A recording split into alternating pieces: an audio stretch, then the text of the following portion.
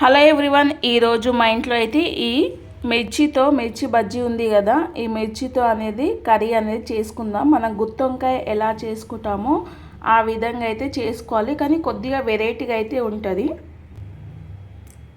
ఇప్పుడు నేను దీంట్లో కావాల్సిన పదార్థాలు ఏంటివంటే ఒక 2 ఆనియన్స్ 1/2 కట్ చేసుకున్నాను, అలాగే పచ్చిమిర్చి కూడా, టమాటా, ఇవన్నీ మనము పెంక మీద ఫ్రై చేసుకొని మిక్సీ అనేది పట్టేసుకోవాలి.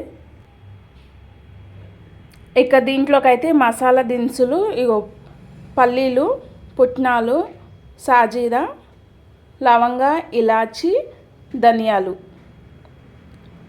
ధనియాలు ఆల్రెడీ మిక్సీ పట్టి పెట్టేసుకున్నాను కాబట్టి కొద్దిగంత మెంతులు అన్నమాట. ఇవి కూడా మనం పెంక మీద మంచిగా ఫ్రై అయితే చేసుకుందాం. ఇప్పుడు ఇలా పెంక మీద అన్నీ వేసి ఒకసారి మనము మంచిగా దోరగా మీడియం ఫ్లేమ్ పెట్టేసి ఇంకా ఫ్రై అయితే చేసుకుందాం.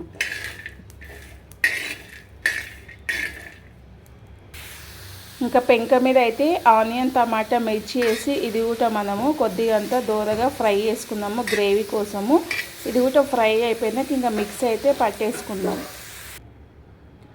మిక్సీ బౌల్ తీసుకొని ఇంకా మసాలా అయితే ఫ్రై చేసి పెట్టుకుందాం కదా, ఇది కచ్చపక్క మిక్సీ పట్టేసుకొని ఇంకో దాంట్లో ఇది మనం ఫ్రై చేసుకున్న ఆనియన్, టమాటా మిక్సీ బౌల్లో వేసుకొని నిమ్మకాయ సైజ్ అంతా ఇంకా చింతపండు అయితే దీంట్లో వేసుకుందాం మిక్సీ బౌల్లో. ఇంకా ఇది మొత్తము మనము స్మూత్గా మిక్సీ అనేది పట్టేసుకుందాం.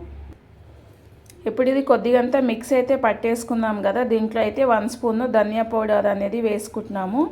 అలాగే సరిపడంత ఉప్పు కూడా వేసుకొని కొద్దిగంత పసుపు వేసుకొని మళ్ళీ స్మూత్గా అనేది ఫ్రై అనేది చేసుకోవాలి.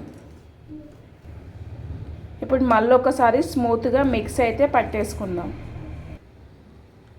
ఇంకా మసాలా చూడండి స్మూత్గా మిక్స్ అయితే పట్టేసుకున్నాం కదా. ఇంకా ఇప్పుడు మనం మిక్సీ పట్టేసుకున్న మిశ్రమం మొత్తము ఇంకా దీంట్లో అయితే లోపల అనేది ఫిల్అప్ చేసు అన్నిట్లో ఈ విధంగా మొత్తం వేసుకుందాం ఒకసారి. ఇక అన్ని మిర్చిలో లోపలైతే ఇలా ఫిల్అప్ అనేది చేసేసాము. మిశ్రమము మీరు గట్టిగా అయినా చేసుకోండి, లూజ్ అయినా చేసుకోండి, యువర్ చాయిస్. పొయ్యి మీద ఒక గిన్నె పెట్టేసుకొని ఇంకా సరిపడంత ఆయిల్ అనేది వేసుకోండి. ఆయిల్ అనేది కొంచెం ఎక్కువనే వేసేసుకొని దాంట్లో ఇంకా కొద్దిగంత కరివేపాకు వేసుకుందాము. ఆయిల్ హీట్ ఎక్కిన తర్వాత ఇంకా మిర్చి మొత్తము దీంట్లో వేసుకొని మీడియం ఫ్లేమ్ మీద ఉడకనిద్దాం. ఆయిల్ వేడెక్కిన తర్వాత ఇంకా మిర్చి అయితే మొత్తం లోపల వేసుకొని ఒక 5 నుంచి 10 నిమిషాలు మీడియం ఫ్లేమ్ మీద ఇది ఉడకనిద్దాం మూత పెట్టేసుకొని.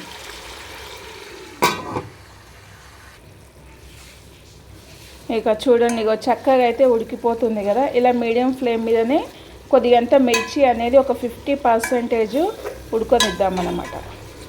మంట పెద్దగా పెడితే మాడిపోతుంది, ఎందుకంటే ఇంకా గ్రేవీ అనేది మనం వేయలేం కాబట్టి.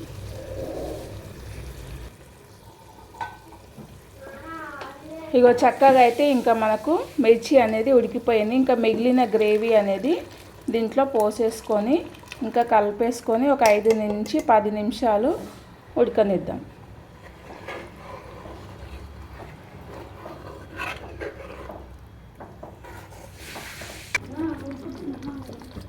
ఆల్మోస్ట్ కర్రీ అయితే అయిపోయింది. ఇంకా దీంట్లో అయితే మనం గరం మసాలా వేసుకొని కొత్తిమీర, పుదీనా కూడా వేసేసుకుందాం.